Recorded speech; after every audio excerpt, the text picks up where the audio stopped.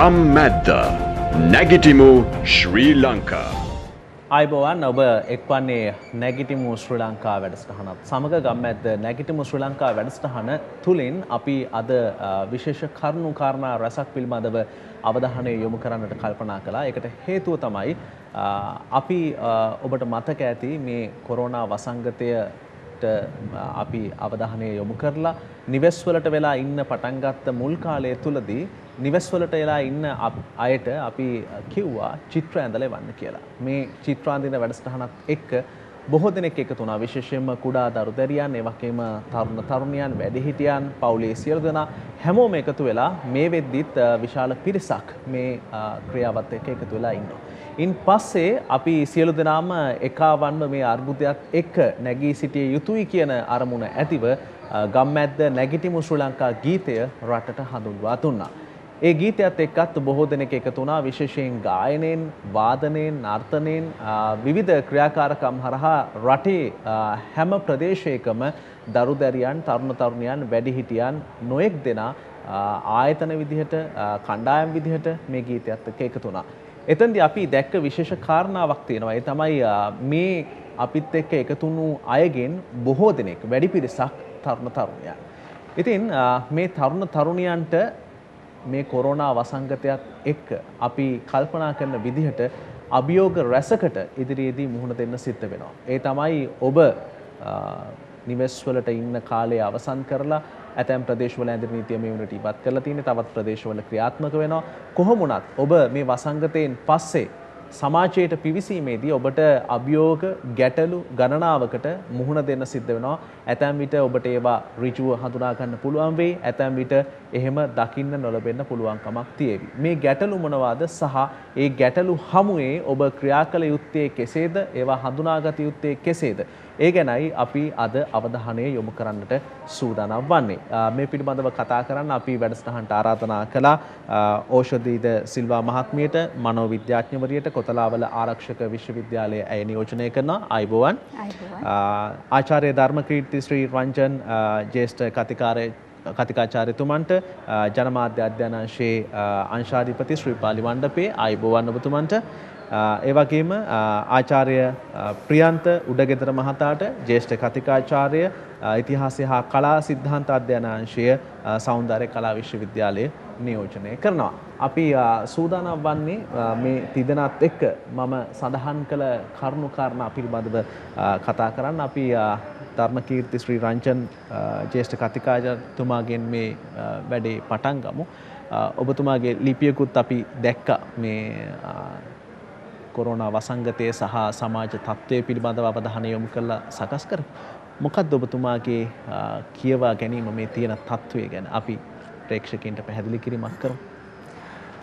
මම හිතන්නේ කොරෝනා වෛරසය ලෝකයේම ආක්‍රමණය කරන ලද ප්‍රබලතම වෛරසයක් බවට පරිවර්තනය වෙනවා 1918 ඉස්පාඤ්ඤ වෛරසය කියන්නේ H1N1 කියන වෛරසය හැරුණකොට.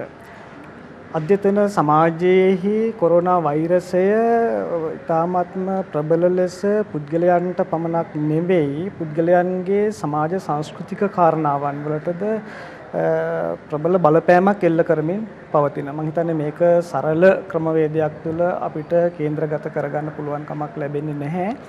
විශේෂයෙන්ම කොරෝනා වෛරස් අවධිය, ඒ වගේම කොරෝනා පූර්ව අවස්ථාව, ඒ වගේම පශ්චාත් කොරෝනා අවස්ථාව යනුවෙන් අවධි 3කට අපිට බෙදලා මේ පිළිබඳව සාකච්ඡා කරන්න පුළුවන්කම තියෙනවා. විශේෂයෙන්ම අද අපේ ප්‍රධාන මාතෘකාව බවට පරිවර්තනය වෙන්නේ පශ්චාත් කොරෝනා සමය තුල තාරුණ්‍ය සහ ශ්‍රී ලාංකේය සමාජ දේහය කිනම් රටාවකට කිනම් දිශානතියකට අනුගත වේද යන්න පිළිබඳව. මම හිතන්නේ පශ්චාත් කොරෝනා අවධියකට පුද්ගලයාට සම්ප්‍රේෂණය වෙන්න නම් කොරෝනා අවධිය සහ පූර්ව කොරෝනා අවධිය පිළිබඳ ප්‍රබල දැනුමක් තිබිය යුතුමයි. ඒ කියන්නේ අපිට මේකේ ආරම්භය හොයාගෙන යන්න වෙනවා. කොහොමද මේක ආරම්භ වුණේ කියන එක පිළිබඳව. ඒ අනුව අපි හොයාගෙන යනකොට අපිට පේන තැනක් තියෙනවා. ඒ තමයි ලෝකයේ දේශපාලන, ආර්ථික සහ බල කියන මේ සංකල්ප කොරෝනා වෛරසයත් එක්ක බැඳී තිබෙන ආකාරය. ඒ අනුව අපිට හිතන්න පුළුවන්කම තියෙනවා විශේෂයෙන්ම මේ කොරෝනා වෛරසය ඉබේම හටගත් එකකට වඩා නිෂ්පාදිත වෛරසයක් බව. ඒ නිෂ්පාදිත වෛරසයක පූර්වගාමින් හැටියට අපිට සලකන්න පුළුවන්කම තියෙනවා විශේෂයෙන්ම ලෝකයේහි ධනවාදී ආකෘතිය තුල නිෂ්පාදනය කරන ලද උපරිව්‍යුහීය බලවේග.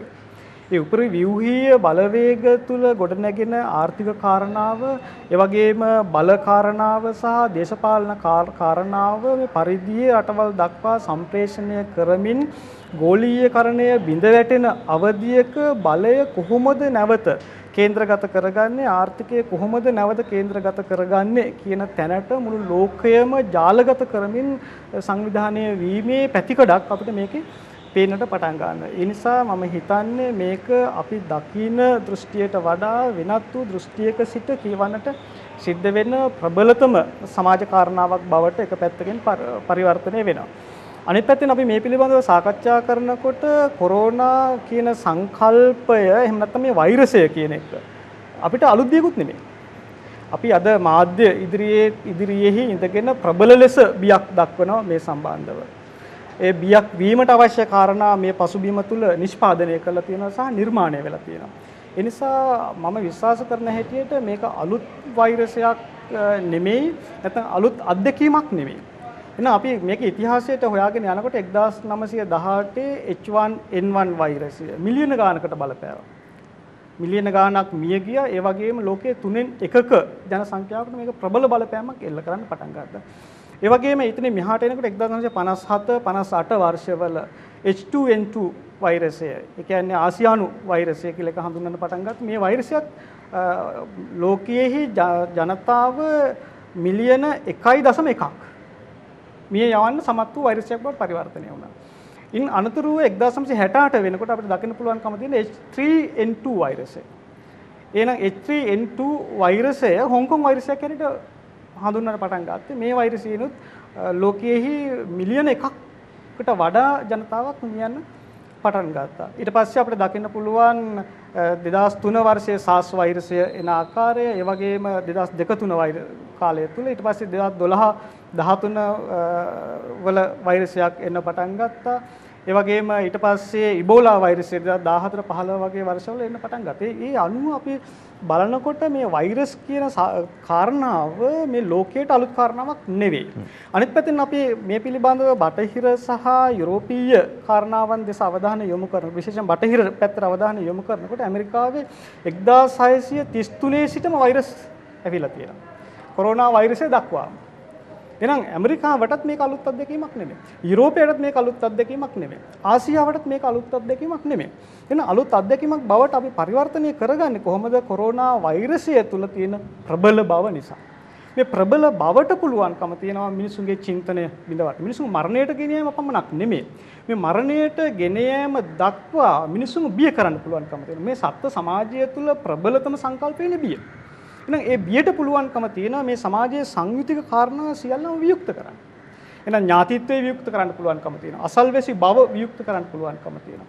ඒ වගේම මේ தત્ත්වය දක්වා ගොඩනැගුණු සම්බන්ධතාවන් වියුක්ත කරන්න පුළුවන්කම තියෙනවා. එහෙනම් චින්තනමය වශයෙන් මිනිසාව ඔහුගෙන් අහිමි කරන්න පුළුවන්කම තියෙනවා. ඔහුම අහිමි කරන්න පුළුවන්. මේ නිර්මාණය කළ බියක් කියලාද ඔබ කියන්නේ? ඔව්. මම විශ්වාස කරන හැටියට දැනට තියෙන සාධකත් එක්ක සාකච්ඡා කරගෙන යනකොට සහ දැන් ලෝක නායකයන්ගේ ප්‍රකාශ දිහා බලාගෙන යනකොට අපිට හිතන්න පුළුවන්කම තියෙන මේක ප්‍රබල නිෂ්පාදිතයක්. මේ නිෂ්පාදිතයෙහි ස්වરૂපය මේ ආකාරයෙන් දරුණු කරගන්න නැවත උත්සාහ ගන්න හේතුව තමයි ලෝකයේ බලය පිළිබඳ කාරණාව කියන සංකල්පය. නම් ලෝකයේ බලය පිළිබඳ කාරණාවත් එක්ක කොරෝනා බැඳිලා තියෙන නිසා පශ්චාත් කොරෝනා අවධිය තුල අපි පිළිතුරු හොයනකොට මෙන්න මේ කාරණාවන් පිළිබඳ විශේෂ අවධානය යොමු කරමින් තමයි අපිට සාකච්ඡා කරන්න සිද්ධ වෙන්නේ. හොඳයි. ආචාර්ය ප්‍රියන්ත උඩගෙදර මහත්මයාගෙන් දැනගන්න කැමතියි. දැන් මම අර ආරම්භය ගන්නකොට කිව්වා මේක වැඩිපුරම දැනේ තරුණ තරුණයන්ට කියලා. ඔබ ඒ කාරණාවත් එක්ක එකඟද? ඔව් දැන් ඒක පිළිබඳව අපිට සැකයක් නැහැ. මොකද දැන් අපි ඔබගේ මේ channelේ මාර්ගයෙන් ඒ සිදුවිච්ච මේ චිත්‍ර ඇඳලා එවන වැඩසටහන හෝ ඒ ගීත ගායනා කරලා එවන වැඩසටහන දැක්කම අපි දැක්ක ගොඩාක් අය මේකට බොහොම උනන්දුවෙන් ඉදිරිපත් වෙනවා. ඊට පස්සේ ඊට කලින් අපි දැක්ක තරුණ තරුණියෝ ලංකාවේ බහුතරයක් එකතු වෙලා ඉවරලා මේ වීදි දෙපස තියෙන චිත්‍ර මේ බිත්තිවල චිත්‍ර අඳින රැල්ලක් විදිහට පැතිරලා යන්න පටන් ගත්තා. එතකොට මේකේ එක්තරා විදිහකට මේ තරුණයෝ තමා යම්කිසි විදිහකට මහා පරිමාණයෙන් අභියෝගයට ලක් වෙන කොටස. මොකද ඔවුන්ට අනාගතේ මොකද්ද කරන්නේ? ඊළඟට අපි දැන් පාසල් ශිෂ්‍යයෝ ගත්තොත් එහෙම ඔවුන් කොහොමද ඉස්කෝලේ යන්නේ? විශ්වවිද්‍යාල ශිෂ්‍යයෝ ගත්තොත් ඔවුන් කොහොමද තමන්ගේ මේ විශ්වවිද්‍යාල ජීවිතේ අවසන් කරන්නේ? ඊට පස්සේ කොහොමද අලුත් රැකියාවක් හොයාගන්නේ? එහෙම නැත්නම් අනිත් අය කොහොමද තමන්ගේ ජීවිතේට මේ කොරෝනා වෛරසයත් එක්ක මුහුණ දෙන්නේ? හැබැයි අපි දැන් පොඩ්ඩක් අතීතයට ගියොත් එහෙම අපේ ආචාර්ය රංජන් කිව්වා වගේ මේ ඩිසීසස් කියන ඒවා මේ වගේ තත්වයන් ලෝකෙට මේ පළවෙනියට සිද්ධ වෙච්ච අවස්ථාව නෙවෙයි. දැන් උදාහරණයක් ගත්තොත් එහෙම යුරෝපයේම අපි මේ ගත්තොත් යුරෝපයේ ඉතිහාසයේ දැන් මේ ක්‍රිස්තු වර්ෂ 400 ඉඳලා 1400 විතර වෙනකන් දීර්ඝ කාලයක් මේ වගේ බොහොම දුර්දාන්ත කාලයක්. ඊට පස්සේ 1400න් පස්සේ ඇති වෙනවා මේ යුරෝපයේ රෙනේසාන්ස් මේ ඉතාලිය මුල් කරගෙන. ලෝකේ තිබිච්ච ගොඩක් දේවල් තාක්ෂණය, කලාව, විද්‍යාව, මිස් මානව සම්බන්ධතා, හියුමනිසම් මේ සියල්ල පිළිබඳව මිනිසුන් මහා පරිමාණයෙන් ඉතාමත් පොසිටිව් විදිහට හිතන්න පටන් ගන්නවා. ඊළඟට අපි ගත්තොත් එහෙම ලෝක යුද්ධ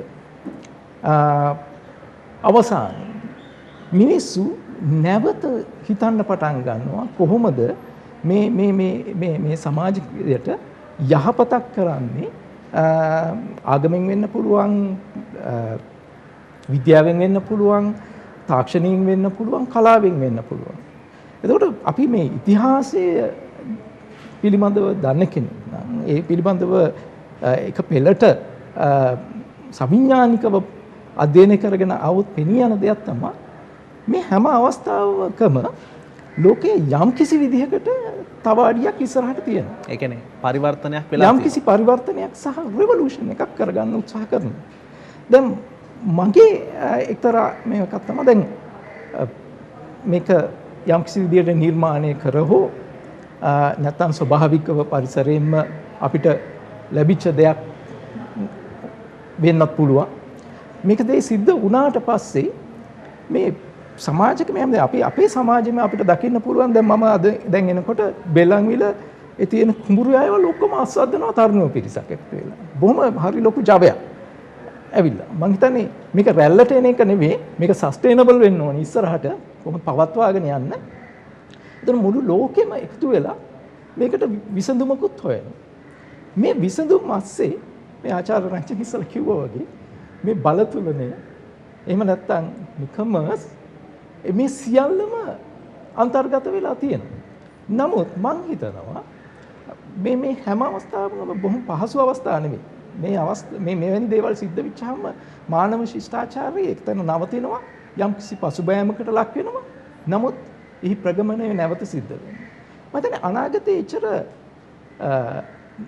නෙගටිව් විදිහට අපිට හිතන්න අවශ්‍ය වෙන්නේ නැහැ. මොකද තව අවුරුදු 100ක් 150ක් අපිට ගැටලුවක් නැතුව ඉස්සරහට දුවන්න පුළුවන් වෙන විදිහට යම්කිසි විදිහකට අපේ තාක්ෂණයේ මෙඩිකල් සයන්ස් වගේ දේවල් මේත් එක්කම අර කලින් කතා කරපු ගැටලු තියෙන ගමම මම හිතන්නේ ඉදිරියට යෑමකුත් සිද්ධ වෙනවා. හොඳයි. හොඳ ප්‍රවේශයක් ගත්තා ඕෂධී සිල්වා මහත්මිය. දැන් මේ කිව්ව කාරණාත් එක්ක තරුණ තරුණියෝ කල්පනා කළ යුත්තේ අපිට රස්සා නැති වෙයිද? අපිට කරන්න දෙයක් නැති වෙයිද? අපිට මුදල් හොයාගන්න විදිහක් නැති වෙයිද? අපේ ආර්ථිකය වැටෙයිද? මේ විදිහට අපි කඩා වැටීමක ඉන්නේ නැතුව මේක අලුත් ආරම්භයක් කරගත යුතුයි කියන පණිවිඩය තමයි දෙන්නේ. කොහොමද අපි මේ ආරම්භය ගත යුත්තේ කියන ඔබේ අදහස මොකක්ද? දැන් ආරම්භය මුලින්ම ගන්නකොට අපි කියන දැන් අපිට සිතුවිලි තියෙනවා, එතකොට අපිට හැඟීම් තියෙනවා, අපේ චර්යාවන් තියෙනවා. මේක මුලින්ම පටන් ගන්න ඕන මේ හැඟීම් එතකොට අපේ සිතුවිලි අපේ චර්යාවන්ගේ පරිවර්තනයක් එක්ක. දැන් අපි දකිනවා COVID-19 තත්ත්වය අතර සමාජ පරිවර්තනයක් සෝෂල් ට්‍රාන්ස්ෆර්මේෂන් එකක් වෙලා තියෙනවා. එතකොට ආර්ථිකයේ කඩාවැටීම් වෙලා තියෙනවා. ඊළඟට රටවල් වල ආණ්ඩු වලට ප්‍රශ්න වෙලා තියෙනවා. ඊළඟට අපේ අන්නෝන සම්බන්ධතාවලට සමාජීය සම්බන්ධතාවලට එහෙම නැත්නම් ඉන්ටර්නැෂනල් රිලේෂන්ස් වලට ගැටලු ඇති වෙලා තියෙනවා. නමුත් ඒ අතරෙම අර අපි කලින් කතා කරා වගේ පුනරුදයක් ඇති කර ගැනීමේ හැකියාවකුත් මේ ඔස්සේ තියෙනවා. මොකද අපිට මේ වගේ ව්‍යාසනයකට මුහුණ දුන්නහම මිනිස්යාගේ ස්වභාවය වෙන්නේ ඒකේ නැගිටීමට උත්සාහ කරන එක. එතකොට ඒ ඔස්සේ යම් දැක්මක් ඒ වගේම යම් හැකියාවන් ප්‍රගුණ කර ගැනීමට පුද්ගලයන් නැඹුරු වෙනවා. දැන් නේටෝ සංවිධානයට ඇමරිකන් එක්සත් ජනපදයෙන් කලින් පත් කළ හිටපු තානාපතිතුමා නිකොලස් බර්න් මහත්මයා කියනවා මේ COVID-19 තත්ත්වය කියන්නේ ඔහුගේ දැක්මේ හැටියට ඒකේ බලපෑම හරියට ලෝක යුද්ධයේදී සිදු වුණු බලපෑමට සමානයි කියලා. ඒකට හේතුව මේ කොරෝනා වෛරසයෙන් අපි ගොඩක් වෛරස් තත්ත්වයන් වලට මේ ලෝකේ කාලයේදී මුහුණ දීලා තියෙනවා. නමුත් මේ කොරෝනා කියන වෛරස් තත්ත්වේ විරුලන්සි එක එහෙම නැත්නම් ඒකේ තියෙන ප්‍රචණ්ඩතාවය අපි අර කලින් අත්දකපු වෛරස් වලට වඩා වැඩි නිසා. එතකොට දැන් මේක පටන්ගෙන තියෙනවා. ඒ වගේම ඉස්සරහට මේ විය හැකි. එතකොට අපි දකිනවා ලෝක යුද්ධයෙන් පස්සේ මොකද වුනේ? මිනිස්සුන්ගේ අලුත් පුනරාගමනයක් වගේ එකක් පටන් ගත්තා. මිනිස්සු අලුතෙන් හිතන්න ගත්තා. එතකොට තරුණයන්ගෙන් තමයි මේක පටන් ගන්න. ඒකට පළවෙනි හේතුව තමයි ඕගොල්ලන්ට තමයි වැඩිපුරම ශක්තිය තියෙන්නේ. ඒගොල්ලන්ට තමයි වැඩිපුරම එනර්ජි තියෙන්නේ. ඒ වගේම ඒගොල්ලන්ට තමයි නිවැරදි තොරතුරු වලට වැඩිපුරම ඇක්සස් එක තියෙන්නේ. එතකොට අපිට පුළුවන් මේ කොරෝනා තත්ත්වය සහ පශ්චාත් කොරෝනා තත්ත්වය දිහා බලද්දී අර ඇමරිකාවේ ඉන්න සෝෂියොලොජිස්ට් කෙනෙක් ඉන්නවා මැක්මිලන් කොටම් කියලා.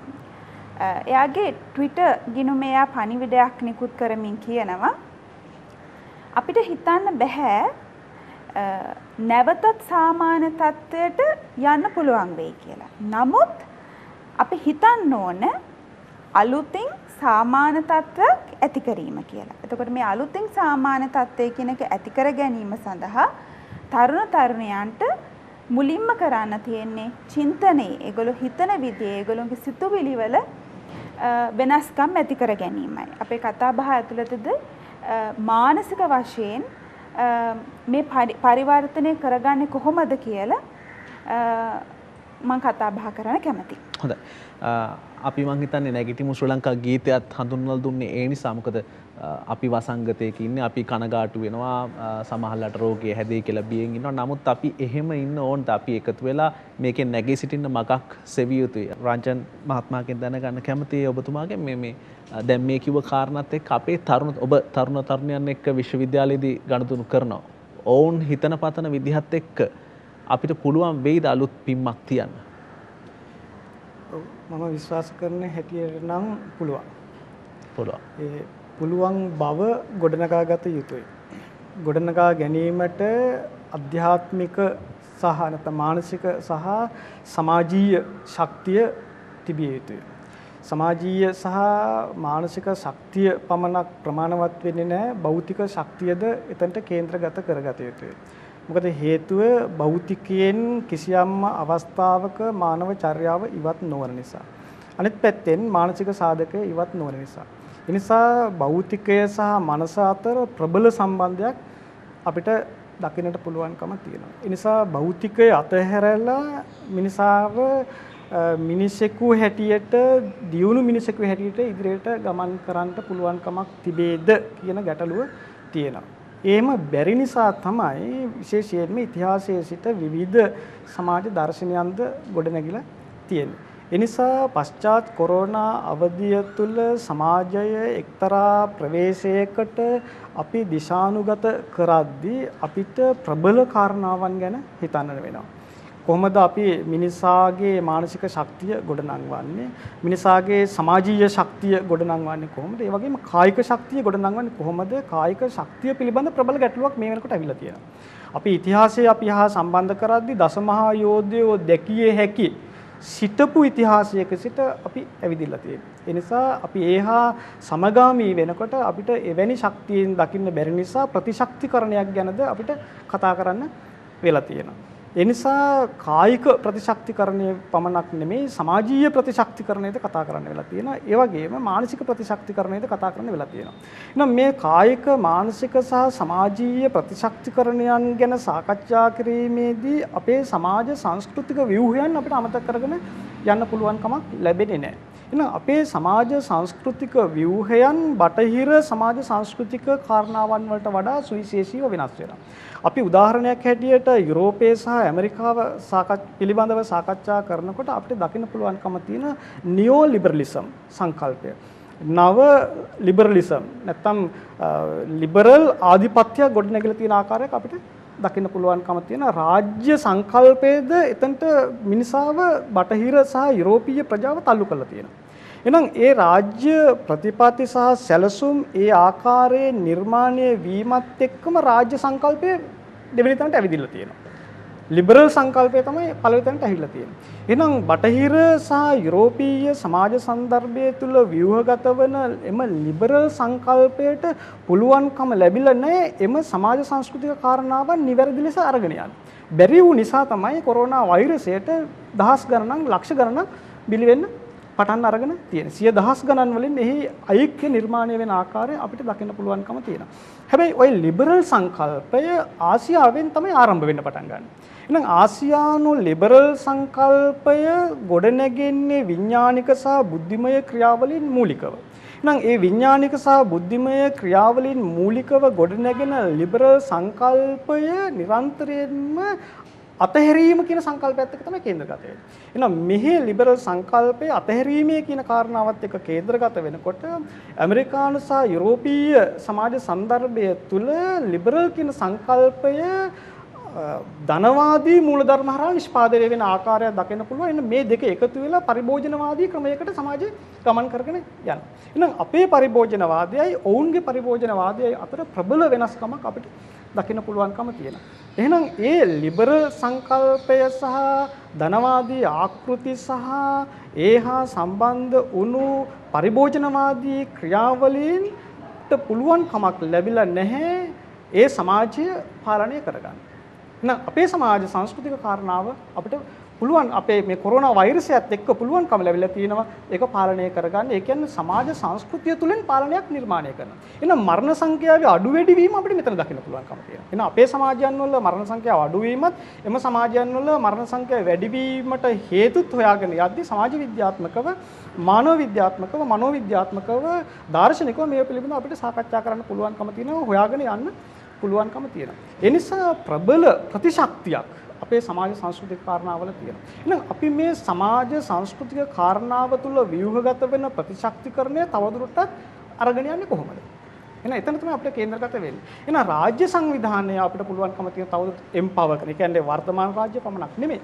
එහෙනම් අනාගතයේ එන රාජ්‍ය සංකල්ප අපි තවදුරටත් බලගැනීම කරන්නට අවශ්‍ය කරනවා. එහෙනම් බටහිර යුරෝපීය සංකල්පය තුළ ගොඩනැගුණු ලිබරල් සංකල්පයට වෙනස් වූ අපේම සමාජ සංස්කෘතික භූමිය තුළින් සහ දාර්ශනික ව්‍යුහයන් තුළින් ප්‍රාචීන වාදය තුළින් නිෂ්පාදනය වූ ඒ ලිබරල් සංකල්ප අපිට ජන විඥානය දක්වා අරගෙන යන්න පුළුවන්. ඒ ජන විඥානය දක්වා අරගෙන යන ලිබරල් සංකල්පය කෘෂිකර්මය හා සම්බන්ධයි. ඒ ලිබරල් සංකල්පය අපේ භූමිය හා සම්බන්ධයි. ඒ ලිබරල් සංකල්පය අපේ ඥාතිත්වය හා සම්බන්ධයි. එම ලිබරල් සංකල්පය හා සම්බන්ධ වෙන චර්යාත්මක කාරණාවන් අපේ සමාජ සංස්කෘතික කාරණාවන් හා සම්බන්ධයි. එහෙනම් මට හිතෙන විදිහට අපේ පළවෙනිම අංකය බවට පරිවර්තනය වෙනවා මෙන්න මෙතනයි. ග්‍රාමීය කෘෂි සංස්කෘතිය තුලින් නිෂ්පාදනය වන ආහාර සංස්කෘතියකට අපි යන්නට ඕන. එහෙනම් මෙන්න මේ බලගැන්වීම කරන්න ඕන. එහෙනම් රාජ්‍යයට ඉන්නවා 2,14,00,000ක 13,200 ගණනකට වැඩි ජනසංඛ්‍යාවක්. අද ශ්‍රී ලාංකේය සමාජය තුළ. එහෙනම් මේ ජන සංඛ්‍යාව එකතු කරගෙන අපිට පුළුවන්කම තියෙනවා ග්‍රාමීය කෘෂි ක්ෂේත්‍රය එහෙම නැත්නම් ග්‍රාමීය පමණක් නෙමෙයි සමස්ත ශ්‍රී ලාංකීය ප්‍රජාවම සක්‍රිය කරන්න. එහෙනම් අපි නාගරික සංකල්පය ගත්තාම පස්සේ දැනට ශ්‍රී ලංකාවේ නාගරික සංකල්පය තුළට කේන්ද්‍රගත වෙන ජන ව්‍යුහය 18%යි. එහෙනම් අනෙකුත් 82%ක ජන ව්‍යුහය නිරන්තරයෙන්ම කේන්ද්‍රගත වෙන්නේ කොහාටද?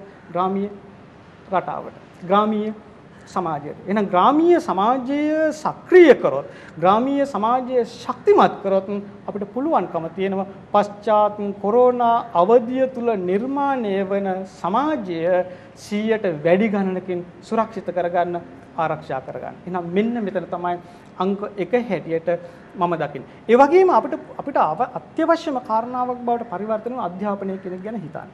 එහෙනම් අද වෙනකොට සමස්ත අධ්‍යාපන ක්‍රියාවලියම ජාලගත කරගෙන යන රටාවක් අපිට දකින්න පුළුවන්කම තියෙනවා. එහෙනම් මේකත් එක්තරා ආකාරයක බටහිර සහ යුරෝපීය සමාජ අවශ්‍යතාවක් හැටියට අපිට දකින්න පුළුවන්කම තියෙනවා. හැබැයි මේ තුල නිර්මාණය වෙන මිනිහා කවරෙක්ද? එහෙනම් ඒ මිනිහා කවුද? තාක්ෂණික මිනිසෙක්. එහෙනම් අපි කරන්න ඕන මොකක්ද? විද්‍යාත්මක සහ සංස්කෘතික මිනිසා නිෂ්පාදනය කරන එක. එහෙනම් මේ තාක්ෂණික මෙවලම තුල සිටගෙන විද්‍යාත්මක මිනිසා සහ සංස්කෘතික මිනිසා අපිට නිෂ්පාදනය කරන්න පුළුවන් නම් අන්න අධ්‍යාපනයේ ජයග්‍රහණ අන්න එතන තියෙනවා. එහෙනම් ඉතිහාසයට ගියාන් පස්සේ අපි ප්‍රාචීනවාදයට ගියාන් පස්සේ ආසියානු සංකල්පයට ගියාන් පස්සේ විද්‍යාත්මක මිනිසා බිහි කරලා තියෙනවා. එහෙනම් විද්‍යාව කියලා අපි හඳුනා ගන්න උත්සාහ කරන හැමදෙස්සෙම මේ යුරෝපීය නැත්නම් බටහිර සමාජය තුළ නිෂ්පාදනය කරන ද්‍රව්‍යාත්මක කාරණා. එහෙනම් ද්‍රව්‍යාත්මක කාරණා නෙමෙයි විද්‍යාත්මක කාරණාව කියලා. විද්‍යාව කියලා කියන්නේ ක්‍රමවේදාත්මක බව. එහෙනම් විඥානික ක්‍රමවේදාත්මක බව, ශාරීරික සහ චර්යාත්මක ක්‍රමවේදාත්මක බව, සමාජයේ හැසිරීමේ තියෙන ක්‍රමවේදාත්මක බව, මිනිසා සහ භෞතිකය අතර සම්බන්ධතාව ගොඩනගා ගැනීමේදී තිබෙනා ක්‍රමවේදාත්මක බව.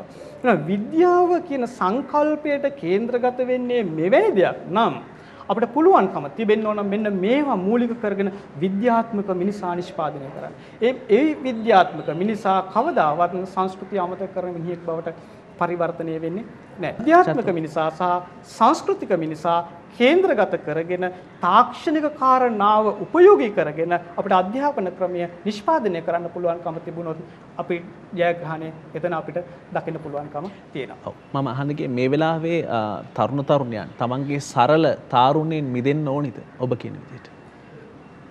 තාරුණ්‍ය ශ්‍රී ලාංකේය සමාජයේ තාරුණ්‍ය දෙස අවධානය යොමු කරනකොට එක පැත්තකින් ඛේදනීය ස්වරූපයකුත් අපිට දකින්න පුළුවන්කම තියෙනවා. තරුණයා තාරුණ්‍ය කියන එක හඳුනාගෙන නැති බවක් අපිට දකින්න පුළුවන්කම තියෙනවා. තරුණ ශක්තිය නිවැරදිව හඳුනා නොගත් බවක් අපිට දකින්න පුළුවන්කම තියෙනවා. ඒ නිසා තරුණ ශක්තිය සහ මානසික ශක්තියෙන් සහ කායික ශක්තියෙන් සහ ජවයන් නිර්පරාදයේ විනත් මං ඔස්සේ ගමන් කරන ආකාරය අපිට පැහැදිලි. එහෙනම් මෙන්න මේ තාරුණ්‍ය එක්තරා ආකාරයක හැඩගස්වමින් අපිට ඕන ක්‍රමවේදයට අපි අන්තර්ග්‍රහණය කළ යුතුයි. දියුණු ක්‍රමවේදයට අපි අන්තර්ග්‍රහණය කළ යුතුයි. ඒ කියන්නේ සමස්ත තාරුණ්‍ය ගත්තයන් පස්සේ තාරුණ්‍ය තුල බලගන්වමින් ඔවුන් සංවර්ධන දිශානතියකට කේන්ද්‍රගත කරන්න පුළුවන් නම් එතන අපේ ජයග්‍රහණය තියෙනවා. එතනදී මාධ්‍යයට විශේෂ කාර්යභාරයක් තියෙනවා. මාධ්‍ය හා පශ්චාත් කොරෝනා නැත්නම් කොරෝනා අවධිය සහ මාධ්‍ය අතර සම්බන්ධය අපි හොයාගෙන යනකොට ඉතාමත්ම ප්‍රබලයි. ඉතාමත්ම ශක්තිමත්. එහෙනම් මාධ්‍යට පුළුවන්කම තිබෙන්න ඕන පණිවුඩය හුවමාරු කිරීම සංසරණය කිරීම පමණක් නෙමෙයි උපදේශාත්මක ක්‍රම තුලින් තාරුණ්‍යයට ආමන්ත්‍රණය කරන්න. ඒ වගේම සිද්ධීන් වල සිට හේතු දක්වා ගමන් කරන්න. එහෙනම් අපි අධ්‍යතන මාධ්‍ය තුල අපිට දකින්න පුළුවන්කම තියෙන සිද්ධි තුල නැවතලා තියෙන ආකාරය. එහෙනම් සිද්ධීන් වල සිට හේතුව දක්වා අරගෙන ගිහිල්ලා හේතුව විඥාණය තුල කළමනාකරණය කරන්න පුළුවන් නම් සමාජ සන්දර්භය තුල කළමනාකරණය කරන්න පුළුවන් නම් ව්‍යුහගත කරන්න පුළුවන් නම් එතන අපේ ජයග්‍රහණය තියෙන. ඒ නිසා තාරුණ්‍ය කියලා කියන්නේ තාමත්ම ශක්තිමත් කදම්බයක් මේ සමාජය තුල තියෙන. සමාජයේ සංවර්ධනයේ හැරවුම් ලක්ෂ්‍ය තිබෙන්නේ කොහේදයි හොයාගෙන යනකොට අපිට දකින්න පුළුවන්කම තිබෙන්නේ තාරුණ්‍යයි.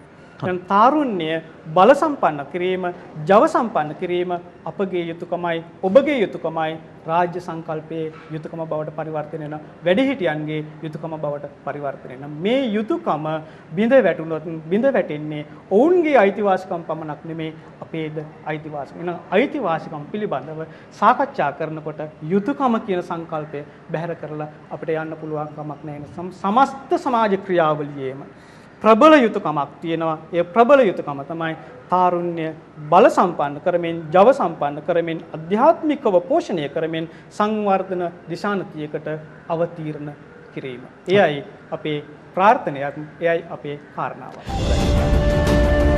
ගම්මැද්ද නැගිටිමු ශ්‍රී ලංකා. දැන් තාරුණ්‍යයට අපි කතා කරන්නේ අභියෝග ගණනාවක් තියෙයි කියලානේ. අපි දන්නවා විශ්වවිද්‍යාල වලින් විශාල තරුණ තරුණියන් පිරිසක් බිහි වෙනවා. ඒ අය රැකියාව අපේක්ෂා කරනවා. හැබැයි අනාගතයේදී රජයට පෞද්ගලිකාංශයට රැකියාව ලබා දීමේ ලොකු ගැටලුවක් තියෙයි. සමහර වෙලාවට අපි බලාපොරොත්තු වෙන වැටුපට රැකියාවකට යන්න බැරි වෙයි. එහෙමනම් අපි කොහොමද වෙනස් වෙන්නේ තරුණ තරුණියන් විදිහට? අපේ රටේ සංවර්ධනය අපේ උරමතනන් තියෙන්නේ. අපි කොහොමද ඒ අනුව හැඩ ගැහෙන්නේ? ඔබ කොහොමද ඒක දකින්නේ? මම හිතන්නේ දැන් අපිට මේ ඉස්සර ඉදිරියට මුහුණ දෙන්න තියෙන අභියෝගයත් එක්ක අපි කල්පනා කරලා බැලුවොත් මේ අභියෝග අපිට මේ එක්කෙනෙකුට සමාජයේ එක කොටසකට විශ්වවිද්‍යාල කතිකාචාර්යවරුන්ට එහෙම නැත්නම් දේශපාලඥයින්ට එහෙම නැත්නම් අපේ භික්ෂුන් වහන්සේලාට හෝ ආගමික පූජකවරුන් මේ එක කොටසකට අදාළ වෙන කාර්යයක් නෙවෙයි. මේක සමස්තය තුල අපි විසඳා ගත යුතු ගැටලුවක් බවට පත් වෙලා තියෙනවා. මොකද අපිට මෙහිදී අපිට මේ මුහුණ පාන්න තියෙන ප්‍රධානම ගැටලුව තමයි අපි ලෝකය දකින විදිය, අපි ලෝකේ කියවෙන විදිය, අපේ ගැටලුව අපි තේරුම් ගන්න විදිය වෙනස් කරන්න දැන් කාලේ ඇවිල්ලා තියෙනවා. ඒ කියන්නේ අපිට වෙනමම දෘෂ්ටියක් අපිට සහ වෙනමම සංකල්ප ප්‍රමාණයක් අපිට නිර්මාණය කරගන්න අවශ්‍ය වෙලා තියෙනවා. දැන් ආචාර්ය රංජිත් මේ කලින් කතා කරා වගේ අපි කොච්චරක් මේ අසීමිතව අපි පිටස්තර දේවල් පිළිබඳව අතිශය විශ්වාසය තබාගෙන තියෙනවා. ඒ කියන්නේ අපිට ගොඩක් සාකච්ඡාවලදී සම්මන්ත්‍රණවලදී ඇහිලා තියෙනවා මේ කොච්චරක් ග්ලෝබලයිසේෂන් එහෙම නැත්නම් මේ ලෝකයේම ගමක් වීම කියන කාරණය තුලින් පිට වෙලා අපිට ජීවත් වෙන්න බෑ. අපි ඒ තුලම සිටිය යුතුයි. ඒක ඇත්ත. ඒක සත්‍යයි. ඒක අනාගතයටත් එහෙම තමයි. නමුත් අපි විවිධ සංස්කෘතීන් වශයෙන් විවිධ දේශපාලනික බල සීමාවන් වශයෙන් අපිට සිද්ධ වෙනවා යම්කිසි ආකාරයක අපේ අනන්‍යතාවයට ගැලපෙන ආකාරයේ විවිධාකාර ක්‍රමවේදයන් වලට අපිට ඉනෝවේට් විදියට එහෙම නැත්නම් අලුත් විදියට හිතලා අවතීර්ණ වෙන්න. දැන් මේ අවස්ථාවේ අපි ගත්තොත් කලාව ගත්තොත් අනාගතයේදී දැන් උදාහරණයක් ගත්තොත් සිනමාව. කොහොමද අපි සිනමාවට මිනිස්සු එකතු කරන්නේ? සිනමා ශාලාවකට යන්නේ මේ තත්ත්වයේ තව ටික කාලයක් තිබුණා. කොහොමද නාට්‍යයක් බලන්න මිනිස්සුන්ව ගෙන්නන්නේ? එතකොට අපේ මම දන්නවා මම ඉන්න ශාස්ත්‍රයේ නිසා මේ චිත්‍ර ශිල්පය හොඳට ගොඩාක් ලංකාවේ තරුණ චිත්‍ර ශිල්පියෝ ලංකාවට ගොඩාක් විදේශ විනිමය ගේනවා. ඔවුන්ගේ නිර්මාණ විදේශ රටවල් වලට අලෙවි කරලා. මේක ගොඩක් තැන්වල කතා වෙන්නේ නැති දෙයක්. මේක බොහොම සැඟවිලා සිද්ධ වෙන දෙයක්, බොහොම පෞද්ගලික මට්ටමේ වෙන දෙයක්. නමුත් ඔවුන් විශාල මහා පරිමාණින් ලංකාවට විදේශ විනිමය ගේන යම්කිසි මට්ටමකට. මේක නවතිනවා. දැන් කොහොමද අපි මේ දේවල් මේ ඉදිරි කාලය තුලදී කරගෙන යන්නේ? මම කියන්නේ මේක දීර්ඝ කාලීන දෙයක් නෙමෙයි. අපි යම්කිසි අවස්ථාවක ඕනම දෙයක අපි බුද්ධාම විශ්වාස කරන වනම් ඕනම දෙයක ආරම්භයක්, පැවැත්මක් සහ අවසානයක් තියෙනවා. එහෙම විය යුතුයි. එතකොට මේ ඇති වෙලා තියෙන තත්වයටත් මම හිතන්නේ මේක පොදු ධර්මතාවයක්. මේ ධර්මතාවයේ උඩ අපිට හොඳ අවස්ථාවක් ගන්න පුළුවන්. මම කලින් කතා කරා වගේම මේ පුනරුදයක්, නැත්නම් රෙනේසාන්ස් එකක් අපිට නැවත සිටීම. අපි කොහොමද මේ දේශපාලනික මේ සමාජීය අවකාශයට අනුගත වෙන විදිහට අලුත් ක්‍රමවේදයන් වලට යන්නේ? ඔබ කියන්නේ මේකට නායකත්වයේ දිය යුත්තේ තරුණ තරුණියන්. මං හිතන්නේ තරුණයන් මූලික කරගෙන අපිට මේ අපි වැඩ කරන්න යනකොට අපි දේවල් සිද්ධ කරන්න යනකොට තරුණයෝද ස්ත්‍රීන්ද පුරුෂයින්ද වැඩිහිටියෝද කියන කාරණය තරම්ම වැදගත් නැහැ. අපිට හොඳ ප්‍රතිපත්තිය අවශ්‍යයි. ඒ ප්‍රතිපත්ති නිර්මාණය කිරීමේදී මේ සියල්ලෝම යම්කිසි විදියකට එකතු වෙලා යම්කිසි දෙයක අරමුණක් වෙනුවෙන් අපිට කටයුතු කරන්න සිද්ධ වෙනවා.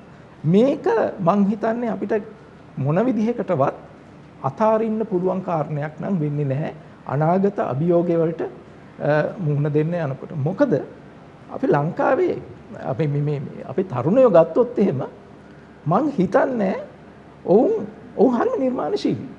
දැන් උදාහරණයක් විදිහට මගේ පුතාට අවුරුදු 10යි මගේ අල්ලපු ගෙදර පුතාට අවුරුදු 13ක ළමයි. දෙන්නටම গিitar දෙකක් තියෙනවා. කවදාවත් පන්ති වලට ගිහිල්ලා නැහැ. දැන් ඉතින් গিitar ගන්නවා. මොකද කරන්නේ? දෙන්නම එකතු වෙලා YouTube එකට ගිහිල්ලා ඩවුන්ලෝඩ් කරගෙන lessons මේගොල්ලන් ඒකෙන් බලාගෙන ප්‍රැක්ටිස් කරනවා.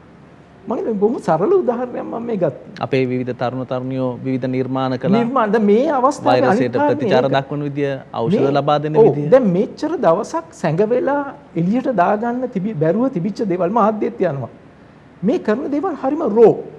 මේවා මේ ඉතාමත් පරිණත බොහොම ඉහළම අවස්ථාවට ගියපු නිර්මාණ නෙවෙයි මේ එළියට එන්නේ. හරි වෙන්න පුළුවන්, වැරදි වෙන්න පුළුවන් අලුත් දෙයක් නේ. වැරදි වෙන්න පුළුවන්. නමුත් ඒ අවස්ථාව දෙන්න එපා අපි ඒගොල්ලන්. නමුත් එන්නේ ඒ නිර්මාණාත්මක ජවය අපි එළියට ගත්තොත්. ඒ නිර්මාණාත්මක ජවයට අපි අවස්ථාව දුන්නොත් මේ ලංකාව මං හිතන්නේ වෙනස් කරන්න එච්චර අමාරු කාරණයක් නෙවෙයි. වැදගත් වෙන්නේ අවස්ථාවයි, වැදගත් වෙන්නේ විශ්වාස කිරීම. සහ ඔවුන්ට ඇහුම්කම් දීම. ඒ ඇහුම්කම් දීම මං අනිත් කාරණේ තමයි මේ සියල්ලම සිද්ධ වෙන්නේ අපි කවුරු වෙන්නේ. දැන් අපිට දැන් මේ අවස්ථාවේ අපිට බොහොම පැහැදිලි වෙනවා අපිට දොස්තරවරු ඕන, අපිට ගුරුවරු ඕන, අපිට මාධ්‍යවරු ඕන, අපිට ඉංජිනේරුවරු ඕන, අපිට නව නියපැයුම් කරුවෝ ඕනි. අපිට මේ අපි එදිනෙදා ජීවිතයේ සනීප ආරක්ෂක කටයුතු වලට වල වැඩ කරන ඒ සේවක මහත්තුරු ඒගොල්ලන් නැත්තම් අපිට මොකද වෙන්නේ? අපේ ලේන්ස් වලට මොකද වෙන්නේ? අපේ පාරවල් ටිකට මොකද වෙන්නේ? අපේ ගෙවල් වලට මොකද වෙන්නේ? එතකොට මේ සියල්ලම ඕන. මෙන්න මේ සියල්ලන්දම යම්කිසි විදිහකට හිමි ගෞරවත්වයක් සහ ඒගොල්ලන් හිමි යම්කිසි ආකාරයක හිමි ස්ථානයක් තියෙනවා. ඔව් හැමෝටම යම්කිසි විදිහක comfortable life එක ගෙන යාමට අවශ්‍ය පසුබිම අපිට මං හිතන්නේ නිර්මාණය කරන්න බැරි කමක් වෙන්නේ නැහැ. මං හිතන්නේ ඒකට අපිට මේ හොඳ අවස්ථාවයි. ඒ පුනරුදය තමයි අපි ලබා ගන්න ඕනේ මං හිතන්නේ. හොඳයි. ඔබ දෙදෙනා කිව් පරිදි රටම එක් කරන්න එහෙම නැත්නම් තාරුණ්‍යයේ තියෙන හැකියාවන් උපමට්ටම් කරන්න තමයි අපි චිත්‍රාඳින්න කියලා කිව්වේ. විතරක් නෙමෙයි නැගිටිමු ශ්‍රී ලංකා ගීතය හඳුන්වා දුන්නේ. මේ කටයුතුත් එක්ක නිර්මාණකාරයේ පිටුපස්ස සිටියා නිවුස් ෆර්ස්ට් උපදේශක සිඩ්නි චන්ද්‍රසේකර මහත්මයා. අපි සූදානම් ඔහුගෙන් දැනගන්න මේ නිර්මාණකාරයේ කොයිතරම් දුරට සාර්ථකද, එහි ලැබුණු ප්‍රතිඵලය කුමක්ද යන පිළිබඳව. නැගිටිමු ශ්‍රී ලංකා. ඇත්තටම අපි මේ අවස්ථාවේ නැගිටිමු ශ්‍රී ලංකා කියලා සංකල්පයක් ඉදිරිපත් කළේ මුළු රටේම ජනතාව නිවෙස් වලට වෙලා හුදකලා වෙලා ඉන්න අවස්ථාවක. මොකද මේ අවස්ථාවේදී අපි මුලින්ම හිතන්න ඕනේ රට ගැන. මොකද අපි ජීවත් වෙන රට ලෝකෙ හැමෝටම රටක් තියෙනවා. ඒ රටේ තමයි හැමෝම ජීවත් වෙන්නේ. රටට යම් කිසි ප්‍රශ්නයක් ඇති වුණොත් ඒ ප්‍රශ්නේ අත්විඳින්න වෙන්නේ අපිටයි. ඒක තමයි දැන් වෙලා තියෙන්නේ. එතකොට මේ අත්දැකීම් වල මේ විවසනයේ අපි ලබන අත්දැකීම් වලට පස්සේ අපිට මොකද්ද වෙන්නේ? රටට මොකද්ද වෙන්නේ? ලෝකෙට මොකද්ද වෙන්නේ? අපිට කිසි දෙයක් වෙන්න බෑ. වැරදක් වෙන්න බෑ. අපි නැවතත් නැගිටින්න. අපි නැගිටින්නේ කොහොමද? ඉස්සල්ලාම අපි නැගිටවන්න ඕනේ රට. රට නැගිටවන්න ඕනේ කොහොමද? අපි ඔක්කොම එකතු වෙලා එකට නැගිට්ටොත් අපේ රට නැගිටිනවා. ඒක තමයි නැගිටිමු ශ්‍රී ලංකා කියන සංකල්පයේ මූලික තේමාව. ඉතින් මේ තේමාව අපි ඉස්සරලාම අතර දුන්නේ අපේ දෝල පුතාට, අපේ තරුණයට. මොකද රටේ අනාගතේ බාර ගන්න ඉන්නේ අපේ දෝල පුතාලා, අපේ තරුණයන්. ඒගොල්ලන්ට තමයි රට පිළිබඳව හැඟීම ඇති කරගන්න. අපි තාමත්ම සතුටු වුණා. අපි මුලින්ම කිව්වා ගෙදර ඉන්න ගමන් රට ගැන ඉදිරියේදී අපේ රට නැගිටින හැටි, අපේ රට ගොඩනගෙන හැටි චිත්‍රයට නගල ගන්න කියලා. විශාල පිටසක් දහස් ගණනක් අපිට ඔවුන්ගේ අදහස්, අපේ දුවල පුතාලගේ තරුණ තරුණියන්ගේ අදහස් අපිට චිත්‍ර මගින් එවුවා. ඒ චිත්‍ර මගින් අපි දැක්කා අපේ දුවල පුතාලට රට ගැන මොන තරම් හැඟීමක් තියනවද කියලා. ඊට පස්සේ නැගිටින ශ්‍රී ලංකා ගීතේ අඳුරු වලාපට අතරින් හිනෙහි නැගිටින ශ්‍රී ලංකා. දැන් අපිට පේන්නේ අඳුරු වලාපට. ඒ අතරින් අපි hina වෙන්න ඕනේ. බියසක වාදක සංකා ඔක්කොම අපි ජය ගන්න ඕනේ. හෙට ඉදිවෙන ලෝකයේ හැමෝම අපි කොහොමද නැගිටින්නේ? ඒක තමයි අපේ මේ ගීතේ කියවෙන්නේ. මේ ගීතය හැමෝගේම මෝගෙන් තියෙනවා. අපිට මේ ගීතේ ගායනා කරලා විශාල වශයෙන් එවනවා. අපි ඊටමත් සතුටුයි. අපේ සතුට තවත් වැඩි වෙන්නේ ගීතේ ගායනා කරන්නේ එතනත් අපේ දුවල පුතාලා තරුණ තරුණියෝ. ඇත්තටම හැඟීම තියෙන්න ඕනේ දුවල පුතාලා තරුණ තරුණියන්ට. මොකද රටේ අනාගතය තියෙන්නේ ඒගොල්ලෝ අතේ. ඒගොල්ලෝ රට ගැන හැඟීමක් ගත්තොත් අපේ රට දියුණු කරන එක විශාල ප්‍රශ්නයක් නෙවෙයි. ඉතින් මේ කාර්යය සඳහා අපිට එක සම්බන්ධ වුණා විශාල පිටියක් අපේ සමූහ අධ්‍යක්ෂතුමා ශවණ ඩෙල් මහත්මයා, සාමාන්‍ය අධිකාරිතුමා යසරත් කමලසිරි මහත්මයා, අපේ ප්‍රධාන චානාලිකා ප්‍රධානී සුරංග සේනානායක මහත්මයා, ඒ වගේම විශාල සංඛ්‍යාවක් මේ සංකල්ප ඉදිරියට ගෙනියන්න. මම හැමෝටම ස්තුතිවන්ත වෙනවා. අපි නැවතත් හිතමු අපි එළියට එන්න ඕනේ. අඳුරු වලාපට අතරින් හිනෙහි නැගිටින ශ්‍රී ලංකාව. හොඳයි, බොහොම ස්තුතියි. අපි සූදානම් ඖෂධී සිල්වා මහත්මිය වෙත යොමු වන්නට. මම ප්‍රශ්නයක් යොමු කරන්නේ මොකද ඔබ අවසන් කරනකොට කිව්වා තරුණ තරුණියන් කොහොමද සූදානම් වෙන්නේ මානසිකව ඒ සඳහා ශක්තිමත් වෙන්නේ කොහොමද කියන කාරණාව පැහැදිලි කරන්නම් කියලා. ඒකට දැන් අවස්ථාව තියෙනවා. COVID-19 තත්ත්වය හමුවේදී අපි දැන් තවදුරටත් social distancing කියන එක පාවිච්චි කරන්නේ නැහැ. අපි ඒකට කියන්නේ physical distancing කියලා. මොකද අපි stay connected. අපි තාක්ෂණය ඔස්සේ හැමෝම කතා කරනවා, සම්බන්ධකම් තියාගන්නවා. එතකොට අපිට තියෙන මේ භෞතික දුරස්ත භාවයක් විතරයි, සමාජ දුරස්ත භාවයක් නෙවෙයි කියන මතය තමයි අපි දැන් ඉන්නේ. එතකොට මේ தත්ත්වය හැමෙදී අපි ගෙවල් වලට වෙලා හිටිය ඇඳිරි නීතියේ தත්ත්වය යටතේ ගෙවල් වලට වෙලා හිටිය. එතකොට ගොඩක් කට්ටිය කියපු දෙයක් තමයි මේ මාසේ වියදම බැලුවට පස්සේ වෙනදා අර ග්‍රොසරි ලිස්ට් එකට ගේන්න යන බඩු ගන්න යන වියදමට වඩා ගොඩාක් වියදම අඩු වෙලා තියෙනවා. ඒ වුණාට අපි කාලා බීලා හොඳට ඉඳලා තියෙනවා.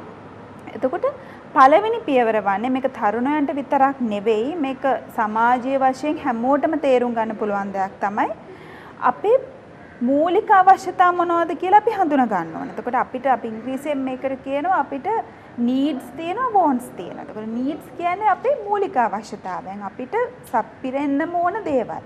wants කියලා කියන්නේ ඒව ලබා ගැනීම වෙන ආකාර විදි. මේක දැන් අපිට ඇඳුමක් ඕනේ නම් අපිට ඒ ඇඳුම විවිධ ආකාරවලට ලබා ගැනීම හැකියාවක් තියෙනවා. රුපියල් 1000ක් දීලා ගන්න පුළුවන්. ඒ වගේම ඇඳුමක් ගන්න පුළුවන් රුපියල් 5000කුත් වේදම් කරලා. ඒ කියන්නේ අපි අසීමිතව දේවල් පසුපස හඹා යන. එතකොට අපි දැනගන්න ඕනේ මේ කොරෝනා ව්‍යසනය කියන්නේ පළවෙනි එකක් නෙවෙයි, අන්තිම එකක් නෙවෙයි. එතකොට මෙතනින් ඉගෙන ගන්න ඕනේ අපි අනාගතයේදීත් මේ වගේ ව්‍යසනයන් ආවොතින් අපි කොහොමද ඒකට මුහුණ දෙන්නේ කියලා. ඒකට අර මූල්‍ය කර්මනාකරණය සහ අපේ මේ ශීඝ්‍රගාමී ජීවිතය පොඩ්ඩක් නැවතිල්ලේ ගත කරන්න අපි හුරු වෙන්න ඕනි. එතකොට ඉතිරි කිරීම වලට යොමු වෙන්නත් මේක කාලයක්. අපි මේකෙන් ඉගෙන ගන්න ඕනේ. අපි ළඟ තියෙන දේවල් ඇප්‍රීෂিয়েට් කරන්නත්, අගය කරන්නත්, අපේ ළඟ භෞතිකව තියෙන දේවල් අගය කිරීමටත් සහ අපිට මූල්‍ය යම් කිසි ප්‍රතිපත්තියක් හදාගන්නත්, අපි ඉතිරිම් කිරීම සහ වියදම් කිරීම අතර මනා කළමනාකරණයක් කිරීමටත් හඳුනා ගන්න ඕනේ. එතකොට අපි කියනවා මේක ඉංග්‍රීසියෙන් කියනවා living with the enough කියලා. ඒ කියන්නේ Tamanට සරිලන ප්‍රමාණයට තිබුණාම ඇති. එතනින් එහාට වැඩි වියදමක් නොකර අන්න ඒ කියන චින්තනය ගොඩ නගා ගැනීම වැදගත්. මේක තරුණ තරුණියන්ට විතරක් නෙවෙයි, බාල මහලු හැමෝගෙම ඇති වෙන්න ඕන චින්තනයක්. එතනින් එහාට ගියාට පස්සේ අපි දකිනවා අපි බොහොම නිර්මාණශීලී ජාතියක්. දැන් අපි දන්නවා අපිට ස්ට්‍රෙස් එකක් ආවත් අපි මේ Facebook වගේ සමාජ ජාලයකට ගියාම අපිට තේරෙනවා මේ ස්ට්‍රෙස් එක වුණත් මිනිස්සු පිට කරන්නේ හරීම ක්‍රියේටිව් නිර්මාණාත්මක විදිවලට. එතකොට අපිට ඊසිම බොහොම පහසුවෙන්ම ෆ්ලෙක්සිබිලිටි එකක් හදාගන්න පුළුවන් ජාතියක් අපි. ඉතින් ඒක නිසා අර ඉමැජිනේටිව් ඉකොනොමි කියන තත්වයට අපිට යෑමේ හැකියාවක් තියෙනවා. ඒ කියන්නේ පාර සරුවත් විකුණපු කෙනෙක් ඉන්නව නම් මේ දවස්වල සරුවත් විකිනෙන්නේ නැත්නම් එතනින් එහාට ගිහිල්ලා ඉවර වෙලා මාස්ක් ටිකක් මහලා ගෙදර විකුණ ගන්න හරි. එහෙම නැත්නම් ෆාමසි එකක් ගත්තොත් අපි දැක්ක මේ වගේ ආකල්ප දියුණු වෙලා මිනිස්සු ඉතාම ඉක්මනින් ඇක්ෂන්ස් වලට ගිහින් තියෙනවා අපි දැක්කා.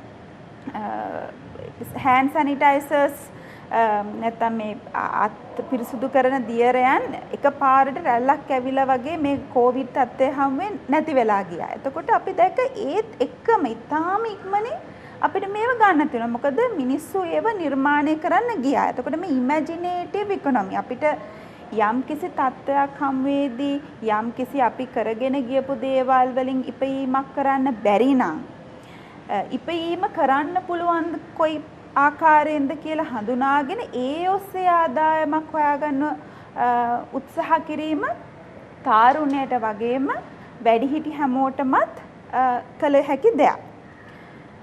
එතනින් එහාට ගියාට පස්සේ අපේ චින්තනයේ පැත්තෙනුත් දැන් මේ ආචාර්යතුමාලා දෙන්නම පැවසු විදියට අපේ චින්තනයේ පැත්තෙනුත් ලොකු වෙනස්කම් වීමේ අවශ්‍යතාවයක් තියෙනවා. එතකොට මේක කරන්න පුළුවන් පළවෙනි එක තමයි අපි මේ දවස්වල ලොකු මානසික කලබීමකට ලක් වෙලා තියෙන්නේ. අපි පරස්පර විරෝධී ගොඩක් අදහස් වලට නිරාවරණය වෙනවා. මාධ්‍ය ඔස්සේ සහ වෙනත් තවත් දේවල් ඔස්සේ අපිට අර ක්‍රිකට් ස්කෝර් බෝඩ් එකක වගේ අපි කියනවා ඩෙත් කවුන්ට් එක වගේ අපිට ඇහෙන්න ලැබෙනවා. එතකොට එක එක රටවල මිනිස්සු මැරිච්ච ප්‍රමාණය ගැන අපි කතා කරනවා. අපේ රටේ දවසින් දවස කොච්චර රෝගීන් අලුතෙන් අඳුනගත්තද කියලා අපි කතා කරනවා. ඉතින් අපි ඔක්කොම ඉන්නේ මානසික කැළඹීමකින්. එතකොට අපි තර්ජනයකට ලැක්ුණා කියලා දැනුණු වෙලාවට අපේ ශරීරයෙන් මේ වගේ ප්‍රතිචාරයක් ඇති වෙන එක ඉතාම සාමාන්‍යයි. අපි හඳුනා ගන්න ඕනේ අපි ඉන්නේ මේ වගේ කැළඹිලි තත්ත්වයක කියලා. එතකොට කාම් වෙන එක. එහෙම නැත්නම් අපි සිංහලෙන් කියනවා නම් මේ නිවෙන එක, සංසුන් වෙන එක හරි වැදගත්. අපි අනාගතය පිළිබඳ ප්ලෑන් කරන්න කලින්. එතකොට මුලින්ම අපි කරන්න ඕනේ යම් තීරණයක් ගන්න කලින් අපිට තියෙන අවස්ථා මොනවද කියලා අපි හොයලා බලන්න කලින් අපි පොඩි බ්‍රේක් එකක් ගන්න ඕනේ. අපි කියන තරහ ගියාම නැත්නම් අධික සතුටින් ඉන්නකොට අපේ අර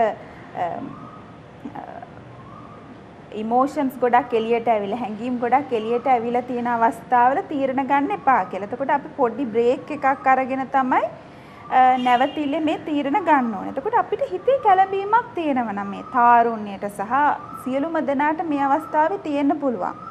කරන්න පුළුවන් සරල දේවලුත් තියෙනවා. එකක් තමයි අපිට හුස්ම ගැනීමේ අභ්‍යාස වගේ කරලා අපේ හුස්ම පිළිබඳ අවධානය යොමු කරලා අපේ හිත සංසුන් කර ගැනීමේ හැකියාව තියෙනවා. තවත් එක විදිහක් තමයි අපි ඉංග්‍රීසියෙන් කියනවා මේකට ජර්නලින් කියලා. ඒ කියන්නේ සටහන් කොට ලිවීම. අපිට යම්කිසි හැඟීමක් දැනෙනවා නම් නැත්නම් මානසික කැළඹීමක් දැනෙනවා නම් අපි තැවුලටපත් වෙලා නම් මේක අපිට ලියන්න පුළුවන්. එතකොට ඒක ලියලා විතරක් හරියන්නේ නැහැ. ඊට පස්සේ අපි මොකක් හරි දැන් අපි හිතන්නකෝ ආර්ථික අපහසුතාවයක් හින්දා කියලා හැමදාම මාසිකව අපිට ගෙවීමක් ලැබෙන කට්ටියට මේ ප්‍රශ්නය ඔස්සේ ලොකු ගැටලුවක් ඇති වුණේ නැහැ. නමුත් අපි කියනවා ඩේලි ලිවිං තියෙන කට්ටිය, ස්වයං රැකියා කරන කට්ටිය, ඒ වගේම අද බඩු ටිකක් විකුණලා අද ජීවිතේ ගැට ගහ ගන්න මිනිස්සුන්ට ලොකු ප්‍රශ්න වලට මුහුණ දෙන්න වුණා. ඒකට ඒ වගේ කෙනෙක් ගත්තට පස්සේ මට මේ වගේ ප්‍රශ්නයක් ඇති වෙලා තියෙනවා. ඒ ප්‍රශ්නයට අර අපිට දැනෙන හැඟීම් අපි ලියුවා විතරක් නෙවෙයි. නමුත් එතනින් එහාට පියවරක් තියලා අපි හිතන්න ඕනේ මොනවද මට මේ සඳහා ගන්න පුළුවන් පියවරවල් කියලා. හරි අපි ලියන එක ඉවර කරන්නේ අපි හිතලා අපි ඉංග්‍රීසියෙන් මේකට කියනවා බ්‍රේන් ස්ටෝමින් කියලා. බ්‍රේන් ස්ටෝම් කරලා මොනවද මේ සඳහා මට ගන්න පුළුවන් පියවරක් කියලා. ඊපස්සේ ඒක ලියලා තිබ්බට පස්සේ එච්චරයි. නමුත් ආයෙම ගිහිලා නැවත අපි ඒක කියවීම කරන්නේ නැහැ. තවත් එකක් තමයි අපි යම් තත්වයක්, යම් අවස්ථාවක්, යම් සිද්ධියක් දිහා බලන විදිහ රීෆ්‍රේම් කරන්න ඕනේ. කියන්නේ අපි ඒකට සිංහලෙන් කියනවා නැවතත් නිකන් අලුත් රාමුවක් ඇතුළට දාලා ඒක දිහා බලන්න උත්සාහ කරන්න ඕනේ.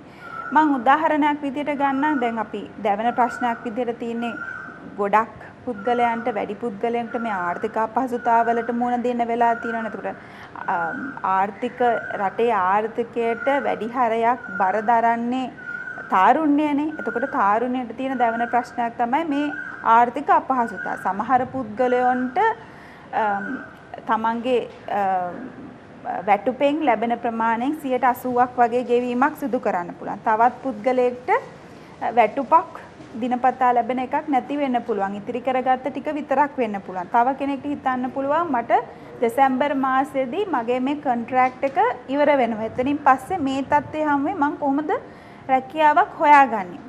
එතකොට මේ වගේ තත්ත්වයකට මුහුණ දුන්නාම අපි මේක රීෆ්‍රේම් කරනවා. අපි හිතනවා ගොඩක් මිනිස්සුන්ට වෙන ප්‍රශ්න තමයි ගොඩක් පුද්ගලයන්ට වෙන ප්‍රශ්න තමයි මේක පර්සනල් ෆේලියර් එකක් නැත්නම් තමන්ගේ සිදුවෙච්ච පුද්ගල පරාජයක් විදිහට මේක දකින එක. ඉතින් එතනින් එහාට ගිහිල්ලා මේක පුද්ගල පරාජයක් නෙවෙයි. මේ අත්දැකීම අද විඳින්නේ මම විතරක් නෙවෙයි. තවත් මං වගේම මේ අත්දැකීම් විඳින ගොඩක් කට්ටිය මේ රට තුල මේ ලෝකේ තුලත් ඉන්නවා. අපි දන්නවා මේ කොරෝනා තත්ත්වය කොරෝනා වෛරසය නිසා ඇති වෙන COVID-19 තත්ත්වය මේ වෙනකොට රටවල් 213ක පැතිරිලා ගිහින් තියෙනවා. එතකොට මම විතරක් නෙවෙයි මේක මගේ පෞද්ගලික අත්දැකීමක් නොවන තැන ඉඳලා ඒක දිහා බලන්න පෙළඹෙන්න ඕනේ. එතකොට අපි මේක පුද්ගල පරාජයක් විදිහට දකින්නේ නැහැ. එතකොට එතනින් එහාට ගිහිල්ලා මම මේක කොහොම හරි මේ தත්ත්වය ඇතින් ගොඩ එනවා කියන මානසිකත්වය හදාගෙන ඊට ධෛර්යවත් වීම සහ ශක්තිමත් වීම තමයි වැදගත් වෙන්නේ. තවත් කෙනෙක් කම්පා වෙන්න පුළුවන්. තවත් කෙනෙක් දුකට තැවුලටපත් වෙන්න පුළුවන්. මේ தත්ත්වය ඔස්සේ තමන්ගේ පවුලට මොකද්ද වෙන්නේ කියලා. නමුත් අපි බලන්න ඕනේ අපි කියනවා every dark cloud has a silver lining කියලා. ඉතින් මේක අර ආර්ථික අපහසුතාව තියෙන්න පුළුවන්. නමුත් මේ අපි දැකලා තියෙනවා මිනිස්සු ආර්ථික අපහසුතාවලට අපහසු කාලවලට මුහුණ දෙනකොට ඒගොල්ලෝ ඒකට පවුල ඇතුලෙන් ගොඩ නැගෙන්න උත්සාහ කරනවා. ඒක තුල පවුලේ බැඳීම් වැඩි වෙනවා. එතකොට අපිට යම්කිසි කරදරයක් තියෙන පුළුවන්. නමුත් ඒ ඇතුළ තුලින් පවුල තුල ඇති වෙලා තියෙන බැඳීම් වැඩි වෙනවා කියන එක අපි තේරුම් ගන්න ඕනේ. හොඳයි. ආචාර්යතුමනි පශ්චාත් සමය කෙබඳු වෙයිද? කොරෝනා පශ්චාත් සමය මම දකින විදිහට සරල සමාජ කේන්ද්‍රීය භාවයකට ගොනු වෙන්නේ නැහැ. ඒක ලෝක සමාජය හා සංසන්දනය කරනකොට ශ්‍රී ලාංකේය සමාජයේද ප්‍රබල ගැටලුවකට මුහුණ දෙන්න සිද්ධ වෙනවා. අපේ වෛද්‍යතුමිය සහ අපේ ආචාර්යතුමා කතා කරා වගේ දුගීකම කියන එක ඉතාමත්ම ප්‍රබල වෙනවා. ඒ වගේම දුගීකමට යන්නේ ඇයි කියන එක පිළිබඳව අපි සාකච්ඡාවන් ගොඩනගන්නට අවශ්‍යයි. මිනිසුන්ගේ ශක්තිය නැති නිසා නෙමෙයි. මිනිසුන්ගේ හැකියාවන් නැති නිසා නෙමෙයි. මේ වෙනකොටම මිනිසුන්ගේ විඥානය පරාරෝපණය කළ අවසන්. මිනිසුන්ගේ කායික ශක්තියින් පරාරෝපණය කළ අවසන්. මිනිසාට මිනිසා අහිමි කළ අවසන්. එහෙනම් අපි එම අහිමි කරපු සමාජයකින් මිනිසාව නැවත ඒ විඥානයේහි අධ්‍යක්ීම් ඉවත් කරමින් අපි නැවත බිහි කරන්නේ කොහොමද? නැවත අපි ගොඩනගන්නේ කොහොමද? අපි සංරක්ෂණය කරන්නේ කොහොමද? කියන තැනට අපිට එන්නට අවශ්‍ය වෙනවා. දැන් අපි දුගීකම කියන එක ගැන සාකච්ඡා කරොත් මේක සරලව අපිට හිතන්න පුළුවන් කමක් නැහැ. මොකද දුගීකම විවිධ කාරණාවන් වලට සම්බන්ධ වෙන නිසා. අපි හොයාගෙන ගියොත් ඒ මානව චර්යාවේ කිනම් අංශයටද දුගීකම බලපාන්නේ නැත්තේ. එහෙනම් අපිට ඉතින් කිසිම අංශයක් වියුක්ත කරන්න පුළුවන් කමක් නැහැ. අපි දෙමව්පිය සහ දරුවන් අතර සම්බන්ධය කියන කාරණාවට දුගීකම සම්බන්ධයි. ඒ වගේම මුදල කියන එක සම්බන්ධයි. පවුල ගොඩනැගෙන්නේම මොන කාරණාත් එක්කද? භෞතික කාරණාත් එක්ක. අපි ඉතිහාසයට ගිහිල්ලා අපි පවුල කියන සංකල්පය නැත්නම් පවුල කියන ආයතනය අපි බිහි වුණේ කොහොමද කියලා හොයාගෙන යනකොට අපිට දකින්න පුළුවන්කම තියෙන්නේ භෞතික කාරණාවන් මූලික කරගෙන තමයි පවුල බිහි වෙන්න පටන් ගන්නේ. එහෙනම් අපිට භෞතිකයෙන් පවුල අයින් කරන්න පුළුවන් කමක් නැහැ. විඥාණයෙන් පවුල අයින් කරන්න පුළුවන් කමක් නැහැ. විඥානයේ දුගීකමෙන් අයින් කරන්න පුළුවන් කමක් නැහැ. පවුල දුගීකමෙන් අයින් කරන්න පුළුවන් කමක් නැහැ. ඒ වගේම දුගීකම සමාජයේ කිසිම තැනකින් අයින් කරන්න පුළුවන් කමක් නෑ. හැමතැනටම සම්බන්ධ වෙනවා. ඒ නිසා බරපතලම ප්‍රශ්නය තමයි දුගී කමෙන් පුද්ගලයව අයින් කරන්නේ කොහොමද කියන එක. දැන් අපි උදාහරණයක් ඇටියට ලෝක සමාජයට ගියොත් එහෙම අද අපිට ලෝක සමාජයේ විවිධ ගැටලු වලට මුහුණ දීපේක රටවල් අපිට දකින්න පුළුවන්කම තියෙනවා. යේමනය දකින්න පුළුවන්කම තියෙනවා. ඒ වගේම ඉතියෝපියාව දකින්න පුළුවන්කම තියෙනවා. වෙනිසුලාව දකින්න පුළුවන්කම තියෙනවා. ඒ වගේම ඇෆ්ගනිස්තානය දකින්න පුළුවන්කම තියෙනවා. සුඩානය දකින්න පුළුවන්කම තියෙනවා. දකුණු සුඩානය දකින්න පුළුවන්කම තියෙනවා. සිරියාව දකින්න පුළුවන්කම තියෙනවා. හයිටි දකින්න පුළුවන්කම තියෙනවා. නයිජීරියාව දකින්න පුළුවන්කම තියෙනවා. මේ විවිධ රටවල් දුගීකමෙන් දැඩි ලෙස පීඩා විඳිනවා. ඒ වගේම අපි තව පැත්තක් හොයාගෙන යනකොට දැන් අපේ වෛද්‍යතුමී රැකියාව ගැන කතා කරපු නිසා ලෝකයේ දුගී බවට පත් වී ඇති රටවල් වල අවිධිමත් රැකියාවන් කරන කී දෙනෙක් ඉන්නවද? 90ක් ඉන්නවා. ඒ වගේම සංවර්ධනය වෙන රටවල් හොයාගෙන යනකොට අපිට දකින්න පුළුවන් 67ක්. ඒ වගේම සංවර්ධිත රටවල අවිධිමත් රැකියාවන් වල නියුක්ත වෙච්ච ප්‍රමාණය 18%. එහෙනම් එතනම විධිමත් අවිධිමත් බව නිෂ්පාදනය කරන්නට කිනම් බලවේගයක් සම්බන්ධ වියද්ද? ඒ වගේම අපි හොයාගෙන යනකොට දුගී භාවයට පත්වෙච්ච රටවල් වල කාන්තාවන් අවිධිමත් ලෙස කාන්තාවන් යොදවාගෙන තියෙන 92%. අපි ඉන්දියාව පැත්තට ගියොත් එන්න 94% සිට 96% දක්වා අවිධිමත් රැකියාවන් වල මිනිස්සු නිරත වෙනවා. එහෙනම් ඉන්දියාවට ගියන් පස්සේ විධිමත් රැකියාවන් වල නිරත වෙන්නේ කොච්චරක්ද? 8යි 6යි. එහෙනම් බරපතල අර්බුදයක් තියෙනවා. එහෙනම් අපේ තාරුණ්‍යයට හිතන්න වෙනවා. අපේ ප්‍රජාවට හිතන්න වෙනවා අපි දුගී කමෙන් අයින් වෙන්නේ කොහොමද කියලා. එහෙනම් මම දකින විදිහට විඥානික වශයෙන් අන්සතු වෙච්ච සමාජයක, ක්‍රියාවන් ලෙස අන්සතු වෙච්ච සමාජයක, මිනිසාට මිනිසා අහිමි වෙච්ච සමාජයක මිනිසා විස්ථාපිත කිරීමේදී විඥානික ක්‍රියාවලිය බලගැන්විය යුතුමයි. එහෙනම් ඔවුන් ගැන හිතන්න වෙනවා. ඔවුන්ට ඔවුන්ගේ කාරණාවන් ගැන හිතන්න වෙනවා. අනිත් පැත්තෙන් ගත්තම ඔබ චිත්‍ර ගැනත් කතා කරපු නිසා චිත්‍රය යනු කුමක්ද? විඥානික ප්‍රකාශනයයි. එහෙනම් අපිට චිත්‍රය දිහා බලාගෙන නැවතත් කතා කරන්න පුළුවන්කම ලැබෙන්නේ මොකක්ද? පුද්ගලයාගේ විඥානය සම්බන්ධවයි. ඔහුගේ අපේක්ෂාවන් සම්බන්ධවයි. එහෙනම් ඔහුට පුළුවන්කමක් නැහැ ඔහුගේ විඥානික ක්‍රියාවලියෙන් නැත්නම් විඥානික කාරණාවන්ගෙන් ඔහු තුලින් නිෂ්පාදනය කරන ක්‍රියාව අයින් කරන්න. එහෙනම් සෑම ක්‍රියාවක්ම යනු ඔහුගේ ප්‍රකාශනයකි. සෑම අකුරක්ම යනු ඔහුගේ ප්‍රකාශනයකි. එහෙනම් ඒ අකුරු වලින් ඒ චිත්‍ර වලින් නැවතත් හෙළිවෙන්නේ කුමක්ද? ඔවුන්ගේ අනන්‍යතාවයි. ඒ නිසා ඒ අනන්‍යතාවන් හොයාගෙන යනකොට අපිට හිතන්න පුළුවන්කම තියෙන අපේ දරුවෝ ඉන්නේ කොතරම් සක්්‍යතා ඇති ක්‍රමවේදයක් තුලද? අපේ තාරුණ්‍ය සිටින්නේ කොතරම් සක්්‍යතාවන් ඇති ක්‍රියාවලියකද? නැත්නම් සක්්‍යතාවන් ඇති තැනකද? එහෙනම් මේ සක්්‍යතාවන් කේන්ද්‍රගත කරගන්න දෙමව්පියන් ව්‍යුහගත විය යුත්තේ කෙසේද? ඒ වගේම දේශපාලන ක්‍රියාවලිය ව්‍යුහගත විය යුත්තේ කෙසේද? ප්‍රතිපත්ති සැලසුම් කළ යුත්තේ කෙසේද? සැකසිය යුත්තේ කෙසේද? සැලසුම් නිෂ්පාදනය කළ යුත්තේ කෙසේද? ග්‍රාමීය මිනිසා සක්‍රීය කළ යුත්තේ කෙසේද? එහෙනම් අපිට නිකම පුළුවන් කමක් නැහැ ඔවුන්ගේ දුගී භාවය සහ ඔවුන්ගේ දැනට පවතින කාරණාවන් පිළිබඳ නිවැරදි අවබෝධයක් ලබා ගනිමින් අන්න ඒවාට විසඳුම් දෙන්න පුළුවන් නම් අපේ ජයග්‍රහණය එතන තියෙනවා. ඒ නිසා තාරුණ්‍ය පැත්තකට කරලා ඔබ ඊ타ත්ම ශක්තිමත් කියලා ඔවුන්ට ප්‍රකාශ කිරීම පමණක් ප්‍රමාණවත් වෙන්නේ නැහැ. ඔවුන්ට නිවැරදි මඟ පෙන්වීමක් විය යුතුයි. ඒ මඟ පෙන්වීම මාධ්‍ය ආයතන වලින් සිදු විය යුතුයි. ඒ මඟ පෙන්වීම රාජ්‍ය සංවිධානය විසින් සිදු විය යුතුයි. ඒ මඟ පෙන්වීම පෞල් සංවිධානය විසින් සිදු විය යුතුයි. ඒ සංවිධානය ඒ මඟ පෙන්වීම අධ්‍යාත්මික එහෙම නැත්නම් විහාරස්ථාන ඒ වගේම ආගමික කේන්ද්‍රීය මූලයන්ගෙන් සිද්ධ විය යුතුයි. එහෙනම් තරුණයා යනු අපිට සංරක්ෂණය කරන්න පුළුවන්කමක් තියෙන. ඒ සංරක්ෂණය කරන්නේ ඇයි අපි ඔවුන්ගේ ශක්්‍යතාවන් මේ මහා සමාජයට දායාද කර දීමට. එහෙනම් අපි ඉතිහාසය හොයාගෙන යනකොට මේ සක්‍රීය බව අපිට දකින්න පුළුවන් කමක් ලැබුණේ නැහැ. එහෙනම් අනෙකුත් සමාජයන් සක්‍රීය බවෙන් මිදලා යනකොට තාරුණ්‍ය අන්න නැගී සිටින්න පටන් ගන්නවා. එනේ ඉතිහාසෙත් කෙලේ ඒ දේවල් වර්තමානයේත් කෙරෙන්නේ ඒ දේවල් මුහුණුවර වෙනස් වෙලා යනවා. එහෙනම් තාරුණ්‍ය ඉතිහාසයේ නැගිට්ටේ තුවක්කු අරගෙන වර්තමානයේ නැගිටින්න වෙන්නේ ඔවුන්ගේ ශක්්‍යතාවන් මූලික කරගෙන නිවැරදිව සමාජයේ විසානතියකට කේන්ද්‍රගත කරන්න. එහෙනම් මෙන්න මේවා අපි හොයාගෙන වගකීම යුත්තේ තාරුණ්‍යයට කියන එක පවරන්නේ නැතිව වගකිය යුත්තන් කවුද ඉන්නේ? ඔහු වටා සිටින කණ්ඩායමයි. මොකද තාරුණ්‍ය සමහරක් වෙලාවට අවුරුදු 18, 15, 16 මේ සමාජයේ පරිණත වෙච්ච අය, අපි අවුරුදු 50ට වඩා පරිණත වෙච්ච අය. එහෙනම් අත්දැකීම් වැඩි, අනුභූතිය අත්දැකීම් වැඩි සමාජ ක්‍රමවේදයකට අපිට පුළුවන්කම තියෙනවා ඒ අත්දැකීම් ඔවුන්ට සම්ප්‍රේෂණය කරන්න. ඒ සම්ප්‍රේෂණය තුළ ඔවුන්ගේ සංරක්ෂණය ගොඩනැගෙනවා නියතයි. බොහොම ස්තුතියි. ආචාර්යතුමනි, දැන් ඔබ ගෝලීයකරණය ගැන කතා කළා. හැබැයි අපි දැක්කා පහුගිය දින කීපය තුළ මේ තරුණ තරුණියෝ Facebook එකේ දාලා තිනවා ගෝලීයකරණය ගැන අපි අලිත් වරක් හිතන්න අවශ්‍යයි කියලා. නිකන් ඒකෙන් ඈත් විය යුතුයි කියන අදහසක් ඇතිව ඔබ කිව්වා එහෙම එසේ විය යුතු නෑ කියලා. එහෙමනම් අපි තරුණ තරුණියෝ මේ ගෝලීයකරණයත් එක්කම කොහොමද ඉස්සරහට යන්නේ? අපි යලි නැගිටින කාරණාවේදී. දැන් මට මතකයි මේ ඊයේ පෙරේද මම Facebook එකේ දැක්කා මේ බොහොම හරි ඉන්ටරෙස්ටිං දේවල් තියෙනවානේ. එක මේ දැන්වීමක් දාලා තියෙනවා මේ ලංකාවේ පුද්ගලයෙක්, ස්ත්‍රියක් හෝ පුරුෂයෙක් වෙන්න පුළුවන්,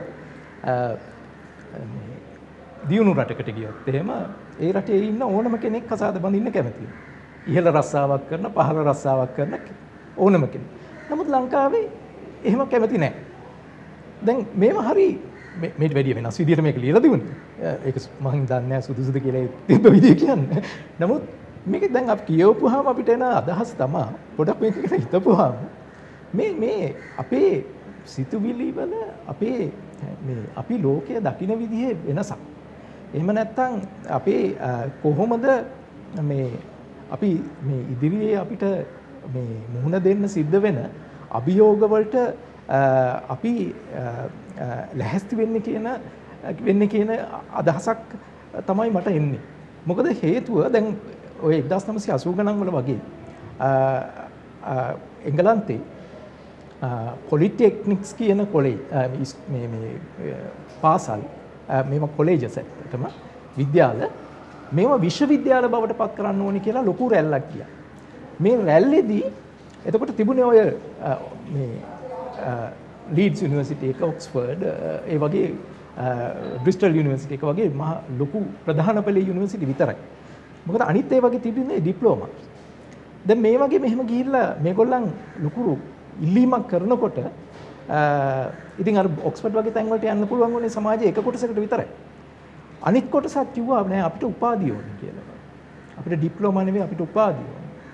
හැබැයි මෙන්න මේ පොලිටෙක්නික්ස් කොලෙජ් වලින් ආපු අය තමයි බහුතරයක් මේ humanities subjects මේ විෂයන් වල කරේ.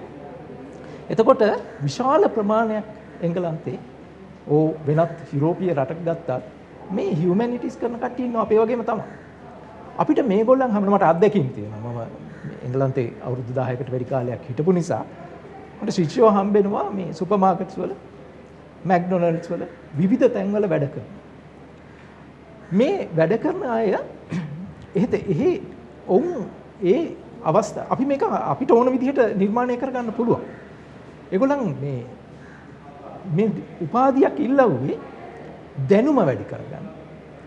මිනිස්සෙක් වශයෙන් දැනුම වැඩ කරන. අපි දන්නවා humanities subject එකක් විෂයයකින් මොන විදිහකටද අපි මේ සමාජ ආර්ථික ක්‍රමයට වැඩදායී වෙන්න පුළුවන්. එතකොට මේ එක කොච්චරක් ජොබ්ස් රැකී ආරක්ෂා අපිට ජනනය කරන්න පුළුවන්. දැන් අපේ රටේ බැලුවොත් එහෙම අපිට කොච්චරක් එහෙම ජනනය ලොකු ගැටලුවක් අපි. මෙන්න මේ විඥානයේ වෙනස අපිට අවශ්‍ය වෙනවා. මේක ගොඩක් කල් ඇති වෙන්න තිබිච්ච දෙයක්. නමුත් අපි මේක යම්කිසි විදිහකින් අපි නිර්මාණය කරගන්න සිද්ධ වෙනවා. දැන් අපිට තියෙන විෂයන් ගත්තොත් අපි මේවා නැවත සිතලා බලන්න. දැන් විශ්වවිද්‍යාල පද්ධතිය ගත්තොත් එහෙම විශ්වවිද්‍යාලවල විෂයන් නැවත සකස් කිරීම විෂයන් සංශෝධනයක් මේ දවස්වල සිද්ධ වෙගෙන යනවා. බහුතරයක් විශ්වවිද්‍යාලවල සිද්ධ වෙනවා. දැන් අපිට නැවත සිතන්න වෙනවා මේ අනාගත අභියෝගයන් වලට මුහුණ දෙන්න පුළුවන් වෙන විදිහට කොහොමද අපි මේ විෂයන් සංශෝධනය කරගන්නේ. ඒ විතරක් නෙමෙයි පාසල් පද්ධතිය වුණා. දැන් කලාව ගැන අපි කතා කරපු හින්දා මේ අවස්ථාවේදී සහ ඉදිරියේ කලාවට පුළුවන් ගොඩක් දේවල් කරන්න. මෙතුමිය කලින් කිව්වා වගේ කලාවෙන් අපිට මොකක්ද හම්බෙන්නේ? කලාවේ කුමටද කියලා ලොකු දාර්ශනික ප්‍රශ්නයක් තියෙනවා. අපේ ආචාර්යතුමා කිව්වා වගේ. දැන් කලාවට පුළුවන් අර අපේ මනෝවෛද්‍ය තුමිය කිව්වා වගේ මේ යමෙකුට යම්කිසි දුර්භාග්‍ය කාලයක් ආපුවාම යම්කිසි ආපදාවක් සිද්ධ වෙච්චාම අපිට පුළුවන් අනේ මේක මට විතරක් වෙලා වෙච්ච දෙයක් නෙමෙයි තව ගොඩක් අයට සිද්ධ වෙලා තියෙනවා. දැන් තරුණයෝ තමන්ගේ ආදර සම්බන්ධතාවයේ බිඳ හැරිච්චාම බහුතරේ දැන් එච්චරම පිහියක් අරගෙන ගිහිල්ලා ඉවරලා ඒකෙන් මේක විසඳ ගන්න උත්සාහ කරන දේ අඩුයි මං හිතන්නේ. ගොඩක් අඩුයි. අපි කලින් අහලා තිබ්බට වැඩිය. මොකද මේගොල්ලන් සින්දු අහන්නේ ආදරය පිළිබඳව සින්දු. මේවා අහලා ඉවරලා මේ අපි කියන්නේ බූට් සින්දු කියලා ඒ කාලේ.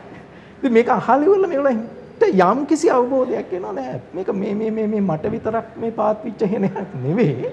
නෑ මේක තවත් අයට සිද්ධ වෙලා තියෙනවා. ඒ වගේම අපිට රසවතුන් කියන ගැටලුව තියෙනවා. ලංකාවේ අපි උත්සාහ කරන බහුතරයක් දෙමව්පියෝ මේ කලාවට ළමයා යවන්න බොහොම කැමති. හැබැයි යවලා අවසානයේදී අවශ්‍ය වෙනවා සුපර්ස්ටාර් කෙනෙක්. ක්‍රීඩාවට යවන්න කැමති. අවසානයේදී ලංකාවේ ඉහළම කණ්ඩායමට තරග කිරීමේ අවශ්‍යතාවය තියෙනවා. ඒක නෙවෙයි අපිට අවශ්‍ය වෙන්නේ. අපිට ප්‍රොෆෙෂනල් ක්‍රීඩකයොත් ඕනේ. වෘත්තීය මට්ටමේ. අපිට වෘත්තීය මට්ටමේ කලාකාරයොත් ඕනේ. අපිට ගොඩාක් රසවතුන් ඕනේ. දැන් මේ රසවතුන් ඉන්නවා. දැන් අපි මේ කලාව ගැන ඉදිරියට එන ප්‍රශ්නය ගැන කතා කරොත් කලා ශිල්පීන්. දැන් අපිට රසවතුන් ගොඩක් ඉන්නවා නම් අපිට මේ අවස්ථාවේ මේ මොහොතේදී මේ ගැටලු වලට විසඳුම් අපිට ඒ මාර්ගයෙන් හොයාගන්න පුළුවන්. දැන් අපේ ලාංකේය රසවතුන් ලංකාව තුල නිර්මාණය කරන සිනමාවේ ප්‍රති කීයක් බලනවද? අපි පිටින් ගෙන්නන ඒවා කීයක් බලනවද? මේක ඉන්දියාවට ගියොත් එහෙම කීයක් පිටින් ගෙන ඒවා බලනවද? කීයක් ඇතුලේ ඒවා බලනවද කියන සංඛ්‍යාව ලොකු පරස්පරයක් තියෙනවා. එතකොට මෙන්න මේ වගේ අපිට මේ අපි සිතන විදිය, අපි අභියෝගේ ජය ගන්න විදිය ගැන නැවත සිතීම අපිට අනිවාර්යෙන් කරන්න සිද්ධ වෙනවා. මම හිතන්නේ ඒකෙන් පිටනම් අපිට අනාගතයක් ගැන හිතන්න ගොඩක් අමාරුයි. මේ මත තමයි පදනම් වෙන්නේ තාක්ෂණීය විද්‍යාව අනිත් සියලුම දේවල් අනාගතයට තීරණය වෙයි.